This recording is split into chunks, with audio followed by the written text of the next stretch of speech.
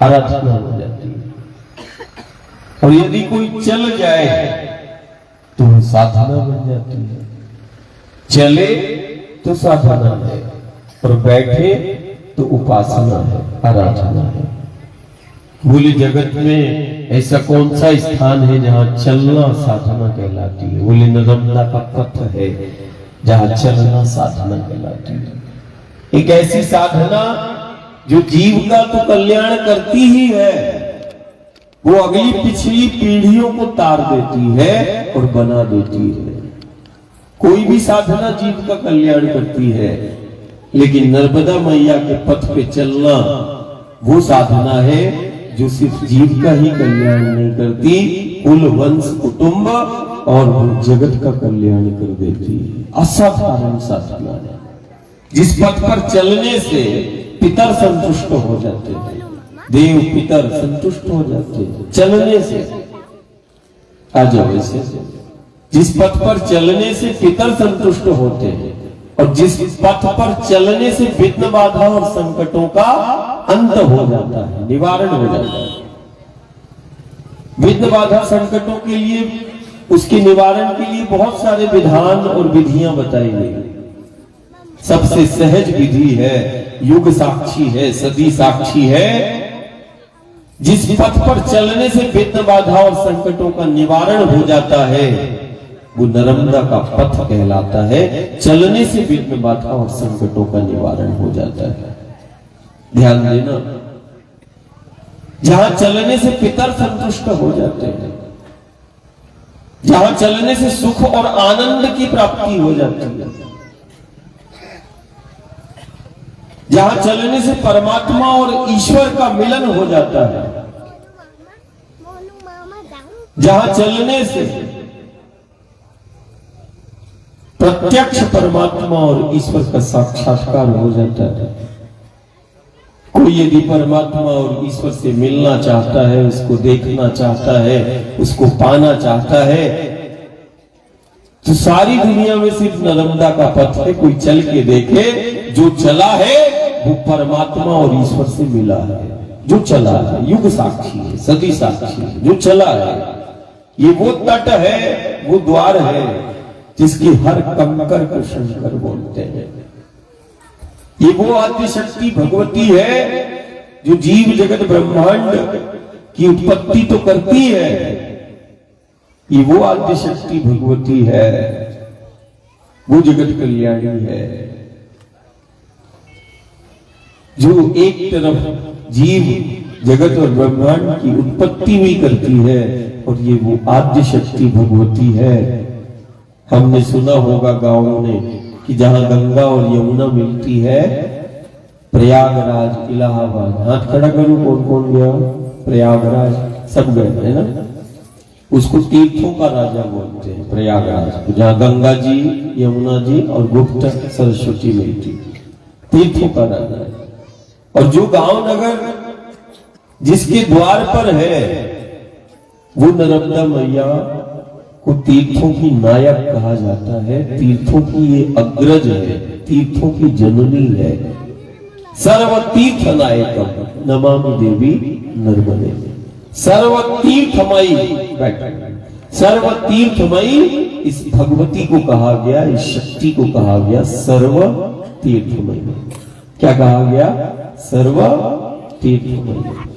यदि कोई मां नर्मदा का एक बार ध्यान कर ले, कोई मां नर्मदा का एक बार पूजन कर ले, तो सिर्फ भूमंडल में ही नहीं, ब्रह्मांड में जितने तीर्थ हैं उन समस्त तीर्थों का मान हो जाता है। जो नर्मदा मैया का एक बार ध्यान कर लेता है, एक बार पूजन कर लेता है, समस्त तीर्थों का मान हो जाता है। सर्व तीर्थ नायकम। हमें वो आद्य शक्ति मिली है, आद्य शक्ति का वो स्वरूप मिला है जो केवल हमारे गांव नगर को सिर्फ जीवन ही नहीं देता, मां जीवन तो देती ही है। एक मां ही है जो जीना सिखाती है, एक मां ही है जो बच्चों को आत्मनिर्भर बनाती है, एक मां ही है जो सुख और आनंद बच्चों को प्रदान करती है। एक मां ही है जो जीवन को दिशा देती है, एक मां ही है जो संस्कार भी देती है। ये संस्कारों की जननी, ये तीर्थों की जननी। इसी द्वार पर त्रेता हो द्वापर हो, जब भी नारायण का अवतार होता है, परमात्मा ईश्वर अवतार लेता है, इसी नर्मदा के द्वार पर एक बार वो जरूर आता है। ये वही तट है जहां प्रभु श्री राम की 24 वर्षों की साधना स्थली है।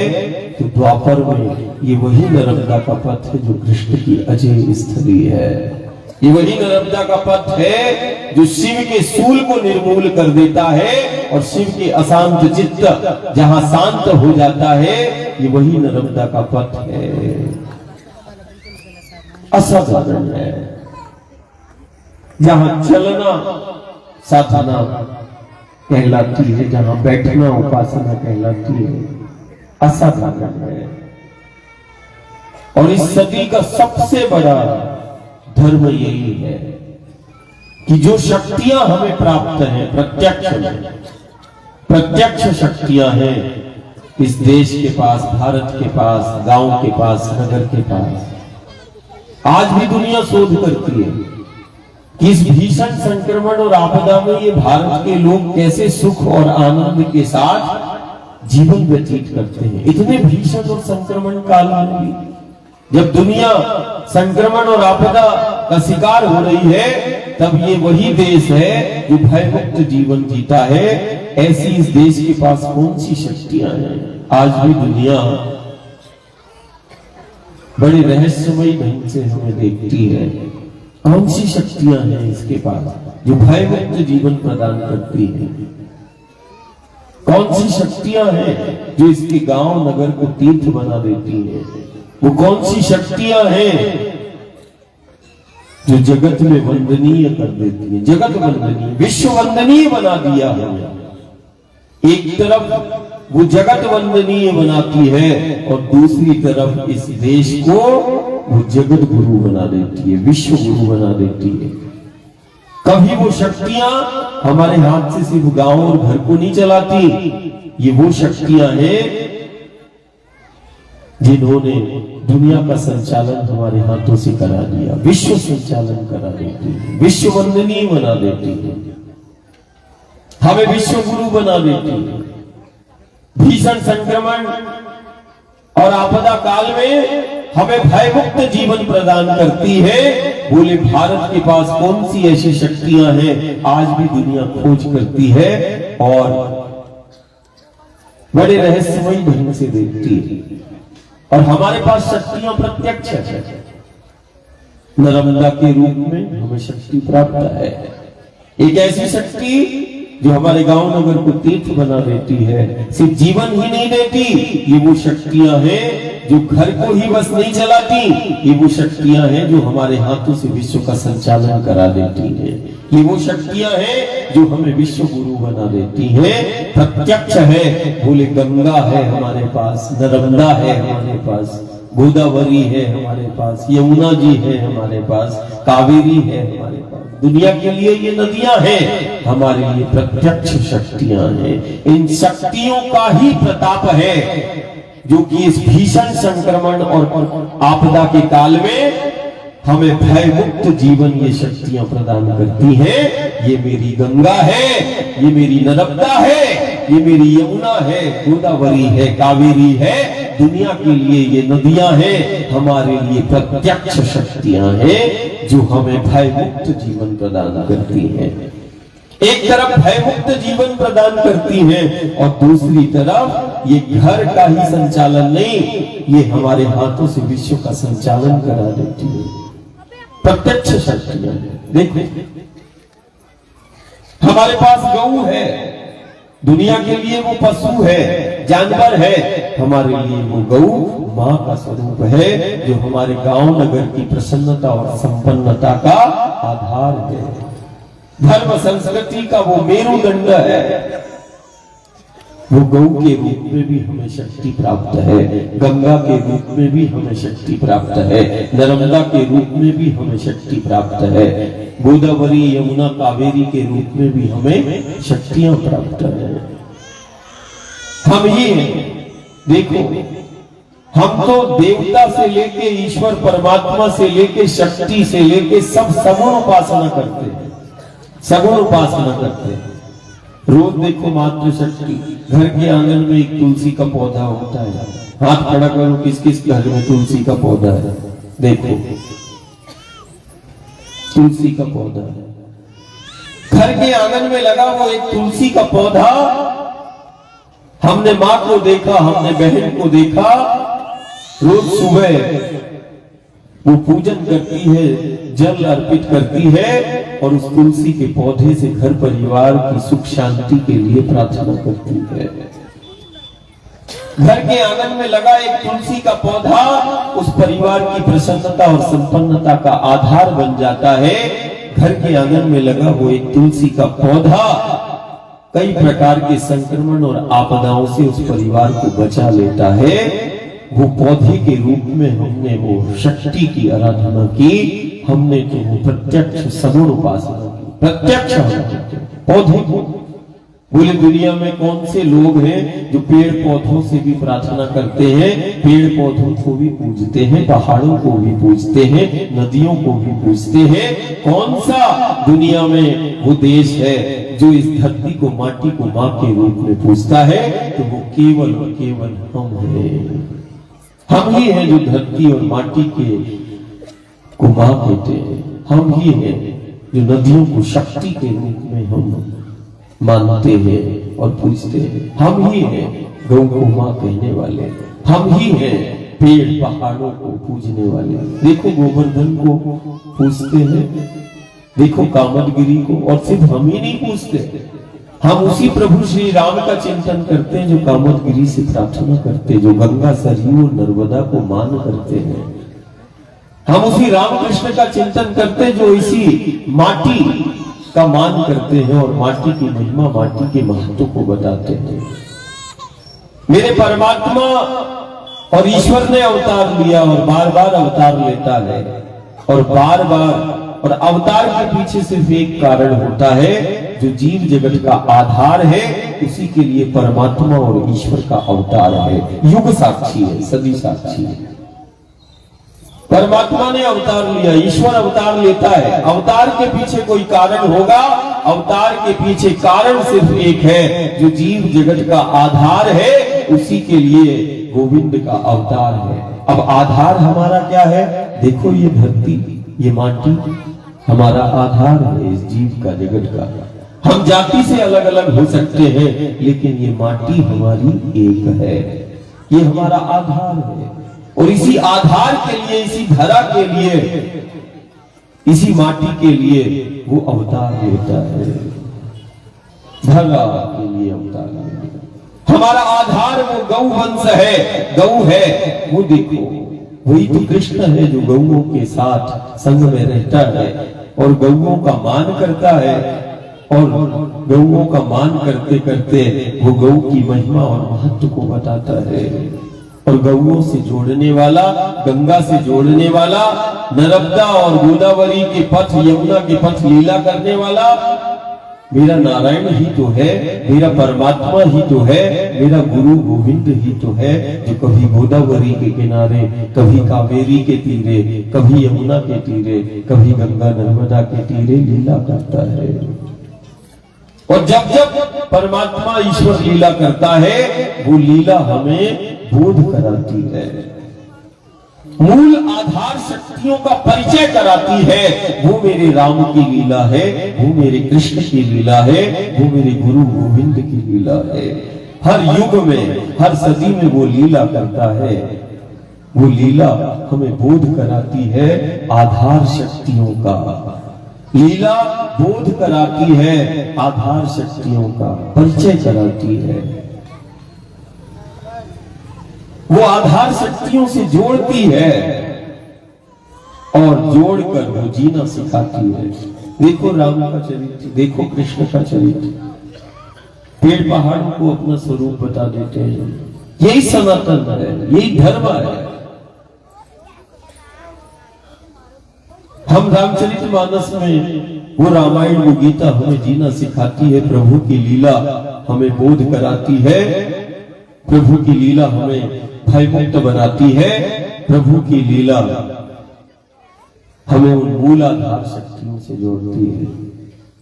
देखो वो कभी कामतगिरी से प्रार्थना करते हैं, कभी गोवर्धन से प्रार्थना करते हैं, कभी गंगा कभी यमुना के तीरे लीला करते हैं और लीला कर मूल आधार शक्तियों का वो परिचय कराते हैं। वही रामकृष्ण है, वही गुरु गोविंद है। इस सदी का सबसे बड़ा आज कोई ऐसा घर और गांव नहीं है जो संक्रमण और तरह तरह के रोग और तरह तरह की व्याधियों से वो ग्रसित है, शिकार है। हमें तो शक्तियां प्राप्त है और शक्तियां प्राप्त होने के बाद भी यदि गांव और नगर में यदि संक्रमण और आपदाओं का दौर है तो कहीं ना कहीं हमें चिंतन करना पड़ेगा। इतनी असाधारण शक्तियां होने के बावजूद भी हमारे गांव हमारे नगर संक्रमण और विघ्न बाधा और संकटों का शिकार क्यों हो रहे हैं। देखो हमने कल नर्मदा मैया का प्रकट उत्सव मनाया। असाधारण शक्ति है, असाधारण शक्ति है। शंकर जिसके श्री चरणों की स्तुति करते हैं और शंकर के मुख से बोल निकलते हैं तो दिव्य पाद पंकजम नमामि देवी, तो दिव्य पाद पंकजम नमामि देवी। श्री चरण, हमें तो मां के श्री चरण मिले हैं, वो श्री चरण जिनसे हमारा अस्तित्व है, वो श्री चरण जो हमारे आधार हैं इस जीव जगत के, वो मां के श्री चरण मिले हैं। ये चरणों का ही प्रताप है मां के, जो इतने भीषण संक्रमण और आपदा काल में हमें भय मुक्त जीवन हम जी रहे हैं। ये चरणों का ही प्रताप है मां के। हमें चिंतन करना है कि हमसे क्या भूल हो रही है, हमसे जाने अनजाने में क्या गलतियां हो रही है। शक्तियां हमारे पास है, उसके बावजूद भी यदि सुख और आनंद नहीं तो कहीं ना कहीं हमारे साथ या हम जाने अनजाने में कोई भूल तो नहीं कर रहे। और ये सबसे बड़ी सेवा हो जाएगी और सबसे बड़ी साधना भी हो जाएगी। देखो मैया का, अब तो मैया पहले तो जल पे चलाती थी, अब तो वायु पे चला रही, हवा पे चला रही। हम हवा में चलते हुए पहली बार जबालीपुरम में प्रवेश हुए, मात्र धाम में प्रवेश हुए। हिनोतिया देखो हम वायु पर चलकर आए, हवा एक जल की बूंद में वायु पर। देखो कितनी असाधारण शक्ति है, जीवंत देखो। वो वायु पर परिक्रमा करा रही, वायु पर चला रही है। 2.5 माह हो गया, 1000 किलोमीटर के ऊपर जमात के साथ हम चल चुके हैं, वायु पर चला रही है। देखो उसका, ये है जीवन। और फिर इसके बाद चलना वायु पर है और बैठे जहां पड़ा होता है तो थोड़ा मैया के आंचल का वो जल हम ग्रहण करते हैं। एक एक जल नहीं, जल की वो बूंद नहीं, वो जल की एक एक बूंद में शक्ति समाई है, जिसको नर्मदा का जल है। कोई यदि भाव के साथ यदि उसका नित्य जो है वो पान कर ले तो वो जल नहीं, वो तो बिल्कुल अमृत है, अमृत है, जल नहीं, वो शक्ति है। हमें जल के रूप में वो शक्ति मिली है। देखो इसकी जीवंतता, शरीर का क्षय भी नहीं हो रहा है।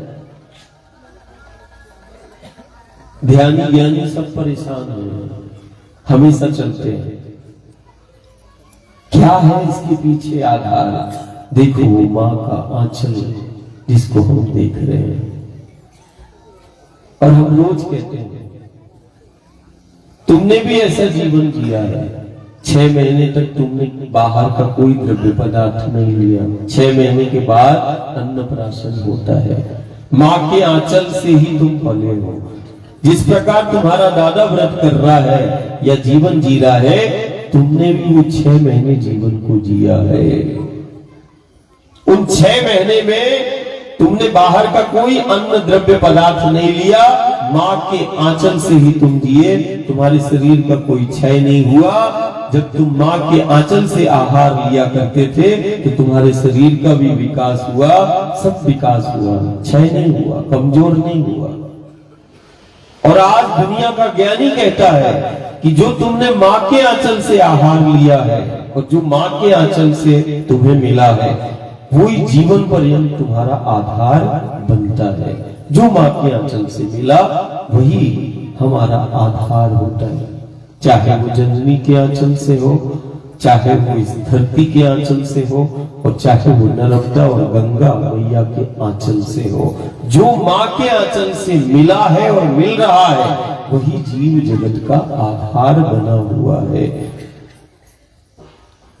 यह काट्य सत्य है। जो भी माँ के आंचल से मिला वही हमारे जीवन का आधार है। आज सबसे बड़ी सेवा और धर्म हो जाएगा कि जिस माँ के आंचल से हमारा आधार है और जिस माँ के आंचल की छांव में हम सुख और आनंद से जीवन व्यतीत कर रहे हैं, उस माँ की सेवा करने का समय है मिलकर। चाहे वो धरती का आंचल हो। ये धरती के आंचल में जहर मिला के जब से हम जीने की बात कर रहे हैं, तब से हमारे गांव नगर में संक्रमण और कई प्रकार के रोग का शिकार हो रहा है। माटी में जहर मिला के हम जीने की बात कर रहे हैं और हम कृष्ण का चिंतन कर रहे हैं। वही कृष्ण जो माखन लीला करता है। और एक दिन मेरा ठाकुर, मेरा कृष्ण यमुना के तट की मिट्टी को खाता है और मुख में माटी को रखकर यशोदा को निमित्त बनाता है। गोविंद ने यदि माटी खाई और गोविंद ने यदि लीला की है तो वो कुछ लीला बोध कराएगी। ऐसा नहीं है कि नंद बाबा के गांव में माखन कम हो गया था, लेकिन यमुना के तट की माटी खाता है। और यमुना के तट की माटी को खाकर जब यशोदा पूछती है, लल्ला क्या खाया, मुख खोल, तो मुख खोलते हैं तो ब्रह्मांड दिखाते हैं। क्या दिखाया? ब्रह्मांड दिखाया। अब माखन तो खाया नहीं था, मिट्टी खाई थी। अब लल्ला ने मिट्टी क्यों खाई और मिट्टी खाकर वो ब्रह्मांड क्यों दिखा रहा है? वो मुख में माटी को रखकर माटी के एक एक कण की उसने जीवंतता को बता दिया। माटी के एक एक कण में छिपे उस ब्रह्मांड को बता दिया। मुख में माटी को रखकर माटी की महिमा, माटी के महत्व को बताता है। माटी हमारा अस्तित्व है, ये सारे जगत को बताता है। माटी से प्रेम करना सिखाता है, माटी का मान करता है। वही तो मेरा गुरु गोविंद कहलाता है। माटी से जुड़ के जीना सिखा दिया, माटी से प्रेम करना सिखा दिया। हर युग सदी में कोई ऐसी युग, कोई ऐसा सदी नहीं जब मेरे गुरु गोविंद ने माटी का मान न किया हो। वो माटी का मान भी करता है और माटी के एक एक कण की जीवंतता को भी बताता है। जिस माटी को हमने माँ कहा, उस माँ की महिमा और महत्व को वो हर युग सदी में बताता है और माटी से जुड़ के जीना सिखाता है। वही मेरा गुरु, वही मेरा गोविंद है। ये तो गोविंद का चरित्र है, लेकिन आज समाज का चरित्र क्या हो गया? वो माटी में जहर मिला के जीने की बात करता है। फिर गुरु गोविंद के दरबार में बोलता है, ये संक्रमण, ये व्याधियां, ये रोग, ये दोष, ये कैसे? जब से हमने माटी में जहर मिलाना चालू किया और जहर मिला के हमने अन्न को पैदा किया, वो अन्न जैसे ही हम ग्रहण करते हैं, कई प्रकार के रोग और व्याधियों का शिकार हो जाता है। आज कोई ऐसा गांव नहीं गंगा, यमुना और नर्मदा के किनारे का, हम तो भ्रमण ही करते रहते हैं। कैंसर, किसी का हार्ट फेल, किसी का लीवर फेल, किसी का शरीर काम नहीं कर रहा, किसी का दिमाग काम नहीं कर रहा है। ये सब क्या है? खान पान के कारण। तुम्हारी भक्ति, तुम्हारा मान, तुम्हारी आस्था गुरु गोविंद के प्रति, रामकृष्ण के प्रति, उसमें कोई संदेह नहीं, अगाध आस्था है, प्रेम भी है, गुरु गोविंद के प्रति, समर्पण भी है, लेकिन सिर्फ इस हमने जो चिंतन किया कि इन परेशानियों का कारण क्या है, इन व्याधियों का कारण क्या है, तो उसमें सबसे पहली बात क्या निकली? आहार, खान पान। हमारे खान पान में जहर, तो क्या दूसरा मिला के चला गया? नहीं, हम अपने हाथों से ही हम जहर मिला के हम घर परिवार को खिला रहे हैं। अब कोई दूसरा जहर देने के लिए नहीं आता। अब तो माता पिता बच्चों को और बच्चे माता पिता को जहर दे रहे हैं। बोले कैसे? अब बोले माटी में जहर मिला के जो अन्न को पैदा कर रहा है, कीटनाशक डाल के जो अन्न को पैदा कर रहा है, वो उस अन्न में वो जहर ही तो है। वो अन्न के साथ हम जहर ही तो ले रहे हैं। आज नहीं तो कल वो जहर कोई ना कोई बीमारी के रूप में वो हमें दिखाई दे रहा है। बोले कैंसर हो गया, बोले हार्ट फेल हो गया, बोले किडनी फेल हो गई, लीवर फेल हो गई, कोई ना कोई व्याधि के रूप में वही जहर किसी न किसी रोग के रूप में हमें वो दिखाई दे रहा है गांव और घर में। आहार, खान पान, एक आहार, दूसरा हमारा व्यवहार, ये दोनों चीजों में विसंगति आ गई। व्यवहार के कारण गांव और घर परिवार में अशांति है। मां चाहती है हर स्थिति परिस्थिति में तुम आनंद से रहना, साथ में रहना। एक मां ही है जो बच्चों के चेहरे पर मुस्कान देखना चाहती है, सदा बच्चों को मुस्कुराते हुए देखना चाहती है। वो मेरी मां ही तो कहलाती है। सदा बच्चों को साथ में देखना, साथ में चलना, वही तो सिखाती है। तो आहार और व्यवहार में विसंगति के कारण आज ये रोग, दोष, संक्रमण और आपदाएं हैं। मेरे प्रभु का चरित्र, राम का चरित्र, कृष्ण का चरित्र, गुरु गोविंद का चरित्र, तो वो आधार है। कोई राम के चरित्र का चिंतन करके देखे, कृष्ण की लीलाओं का चिंतन करके देखे, वो आधार शक्तियों का तुम्हें परिचय होगा। बिना गौ के गोविंद की लीला कैसे? बिना गोवर्धन के लीला कैसे? बिना यमुना जी के पथ पर वो कहां लीला करेंगे? कभी वो वृंदावन में वनों में लीला करते हैं, कभी वो पेड़ पहाड़ों को अपना स्वरूप बताते हैं, कभी गंगा, कभी यमुना, कभी गोदावरी के पथ पे लीला करते हैं और हमें जीना सिखाते हैं। और उसी पथ से हमें जोड़ते हैं, उसी माटी से हमें जोड़ते हैं। हम मानते तो हैं राम को, कृष्ण को, गुरु को, गोविंद को, लेकिन हमारी जीवन शैली में इतना बदलाव आ गया है कि जिसके लिए गुरु गोविंद अवतार लेता है, जो आधार है, जाने अनजाने में हम उन आधार शक्तियों से खेलना चालू कर दिया। जाने अनजाने में हम माटी को मां तो कहते हैं, धरती को मां तो कहते हैं, गंगा नर्मदा को हम मां तो कहते हैं, लेकिन हम मां के साथ जीना भूल गए।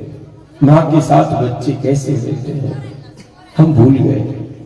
मां के आंचल में तो सब है। आज सबसे बड़ी गुरु गोविंद की सेवा, कम से कम मैं गांव भर को बोलता हूं, अपने घर के लिए बिना रसायन डाले तुम अन्न को पैदा करना चालू कर दो, नहीं तो सारे विधि विधान, यज्ञ, अनुष्ठान सब विफल हो रहे हैं। कारण आपको आहार में ही जहर है। अब संत और आचार्य क्या करेंगे? वो पूर्ण निष्ठा के साथ, समर्पण भाव के साथ वो अनुष्ठान और यज्ञ वो करते हैं, लेकिन हमारा आचरण ऐसा है, हमारे जीने का तरीका ऐसा हो गया कि हम जाने अनजाने में उसी से खेल कर जाते हैं जो हमें नहीं करना। आहार पर ध्यान दो और एक व्यवहार पर ध्यान दो। हर स्थिति परिस्थिति में आनंद से रहना है, सात्विक आहार हो और वास्तविक हमारा जीवन हो। बात आस्तिक और नास्तिक की नहीं है कि कौन आस्तिक है, कौन नास्तिक है, कौन मंदिर जा रहा है, कौन नहीं जा रहा है। नहीं, मां जो बोलती है वो वास्तविक जीवन जीना सिखाती है। हमें वास्तविक जीवन को जीना है और सात्विक आहार हमें करना है। यदि हमारा आहार अच्छा है और व्यवहार अच्छा है तो निश्चित मान के चलना किसी भी प्रकार का कोई संक्रमण तुम्हें छू भी नहीं सकता। आहार यदि अच्छा है और व्यवहार यदि तुम्हारा अच्छा है तो जमाना तुम्हारा है, दुनिया तुम्हारी है, खुशियां तुम्हारी है, सब कुछ सिर्फ आहार और व्यवहार। हमें दूसरे के चरित्र को नहीं देखना, हमें दूसरे के चरित्र की चर्चा नहीं करना। चर्चा करना ही है तो हम राम के चरित्र की चर्चा करेंगे, हरि के चरित्र की चर्चा करेंगे।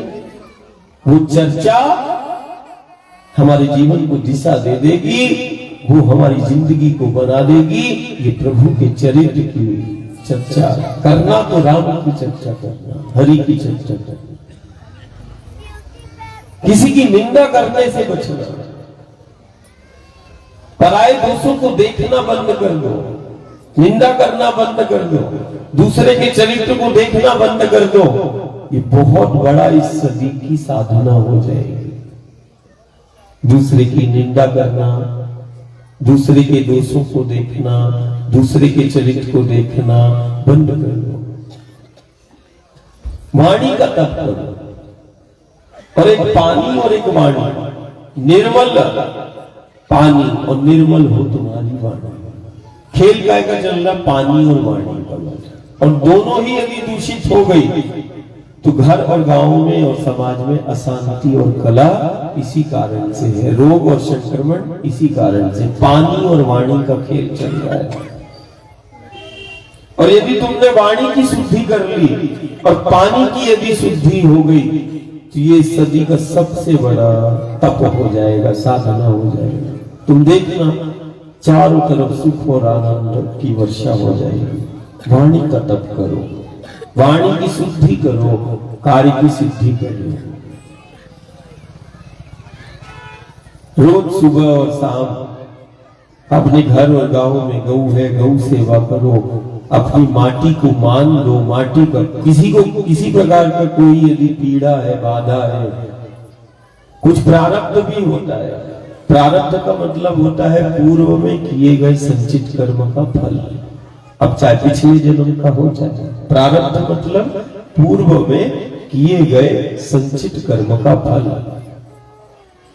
ये वो नर्मदा मैया का पथ है जहां चलने से प्रारब्ध कट जाते हैं और परमार्थ से वो जुड़ जाता है। चलते चलते जहां परमार्थ से जुड़ जाता है, सर्वार्थ से जुड़ता है, जहां चलते चलते पुरुषार्थ प्रकट हो जाता है और जहां चलने से प्रारब्ध कट जाता है, वो ये नर्मदा का पथ है। कभी कभी पूर्णिमा अमावस्या में मैया के तट और पथ पर बैठो, 4 कदम उस पे चलो। 4 कदम चलने से तुम्हें 4 धाम का फल मिल जाता है। ऐसा तुम्हें नर्मदा का पथ मिलता है। तुम्हें कहीं कोई तीर्थ जाने की जरूरत नहीं। सर्व तीर्थ नायकम, तीर्थों की अग्रज है। तुम सारे तीर्थ कराओ, सारे तीर्थ कराओ और तुम एक बार नर्मदा के तट और पथ पे चले जाओ, बराबर है, और तुम उसका पूजन कर लो। सारे तीर्थ बार बार, कई बार बोलते ना गंगा सागर एक बार, हम तो बोलते सारे तीर्थ तुम चले जाओ। और सारे तीर्थ करने के बाद तुम सिर्फ एक बार नर्मदा के पथ पर आ जाओ। तीर्थों की जननी है, तीर्थों की अग्रज है। तुम्हें समस्त तीर्थों का फल प्राप्त हो जाएगा। तुम उस पथ पे चलने से आज देखो परिक्रमा से 4 महीने में न जाने कितने जन्म लग जाएंगे करोड़ों तीर्थों को स्पर्श करने में। एक मैया का पथ है जहां एक परिक्रमा करने से एक परिक्रमावासी करोड़ों तीर्थ का स्पर्श कर लेता है। अब बताओ, करोड़ों तीर्थ का स्पर्श हो जाता है। कहां मिलेगा ऐसा पथ जिस पथ पे करोड़ों तीर्थ बताए गए? हम कहते तीर्थ का दर्शन नहीं, वो तीर्थ का स्पर्श ही कर ले तो तीर्थों के स्पर्श से भी जो है विघ्न बाधा और संकटों का अंत हो जाता है। उस तीर्थ के स्पर्श करने से वो आनंद को प्राप्त कर लेता है। इतना साधारण कि मैया की सेवा आज अष्टमी का है और परिक्रमावासी को ध्यान दिलाए। आज तो हमारा डमनी परिवार भी मंडल बैठा हुआ है, हम उसी तरफ है, अमरकंटक की तरफ है भगत। हाँ, हम आ रहे हैं उसी तरफ। और ऐसे ही वो राम नाम की अलग गांव गांव में जगाना, कारण वो राम नाम ही सत्य है और सत्य ही जीव जगत का आधार है। मूल में एक ही चीज है, वो है केवल सत्य। और ये 24 घंटे जो माई के प्रगट उत्सव पे परिवार ने किया, ये तुमने एक यज्ञ कर लिया। बोले 24 घंटे राम धुन चली, मतलब संकीर्तन चला, संकीर्तन यज्ञ और एक ज्ञान यज्ञ। यदि कहीं भागवत हो रही है, राम कथा हो रही है, वो ज्ञान यज्ञ है। तो इस कलिकाल में जो दो प्रत्यक्ष है, एक संकीर्तन यज्ञ, दूसरा ज्ञान यज्ञ। तो ये भी एक यज्ञ परिवार ने कर लिया। ये यज्ञ घर परिवार को प्रसन्नता और संपन्नता, सुख और आनंद तो दिलाएगा ही, ये यज्ञ विघ्न बाधा और संकटों का भी अंत करेगा। कारण यज्ञ में वो परिक्रमावासी साधु संत प्रवेश कर जाएं किसी यज्ञ में, और परिक्रमा करते करते तुम्हारे द्वार पे यज्ञ चल रहा है, संकीर्तन यज्ञ चल रहा है, और उसमें गुरु प्रवेश कर जाए, जमात के साथ प्रवेश कर जाए, तो वो अमोघ, जिसकी कोई काट नहीं, वो आज तुम्हें वो चीज प्राप्त हो गई कि तुम्हारे घर में, गांव में संकीर्तन यज्ञ चल रहा है और यज्ञ के दौरान गुरु प्रवेश कर गए। शब्द भी, वो शब्द रूपी ब्रह्म भी मौन हो जाता है कि यज्ञ के दौरान संत गुरु आचार्य प्रवेश कर जाए। परिक्रमावासी वो जो सन्यासी होता वो प्रवेश कर गया। जो रोज सहस्त्र तीर्थों का स्पर्श करता है, वो तीर्थों का स्पर्श करते करते वो संकीर्तन यज्ञ में प्रवेश कर जाता है। ये यज्ञ तुम्हारे जीवन का आधार बनेगा। ये यज्ञ तुम्हारे जीवन में जो भी परेशानियां है, संकट है, उसका निवारण करेगा, निश्चित है। तो इसी भक्ति भाव के साथ तटवासी भी बैठा है, परिक्रमावासी भी बैठा है, और हमारे आकर्षण जी भी आ गए हैं, जो बहुत धर्म धरा के लिए, उस माँ के लिए अपना जीवन समर्पित, ऐसे निष्काम जिन्होंने अपना जीवन ही समर्पित कर दिया। ऐसी यदि संत मूर्तियां, आचार्य भी प्रवेश कर जाए, तो ये अच्छे संकेत है कि आने वाले समय में हर एक समस्या का समाधान भी होगा और घर और गांव को सुख और आनंद की प्राप्ति होगी, यश, वैभव और कीर्ति के साथ होगी। ये निश्चित है। इसी भाव के साथ मैया की सेवा का संकल्प लेना है। आज कोई भी भक्त प्रेमी, आज अष्टमी है, और बढ़िया मैया का पूजन करना और आरती सामूहिक परिक्रमावासियों के साथ करना, और फिर मैया की प्रसादी सब लेके जाना। हाँ, और आरती के बाद भजन थोड़ा हमें सुनाना, कारण तुम्हारी प्रसादी हो जाएगी। हमारा तो भजन ही आहार है, तो हमें भी 2-5 भजन फिर सुना देना। आज तो हम इनका आकर्षण महाराज जी का भी सुनेंगे भजन, उसके बाद हाँ, तो हम आरती प्रारंभ करें, पूजन प्रारंभ करें, और जो भी परिवार है, परिवार, मुख्य परिवार इधर आ जाए, और परिक्रमावासी ध्यान देना आरती के बाद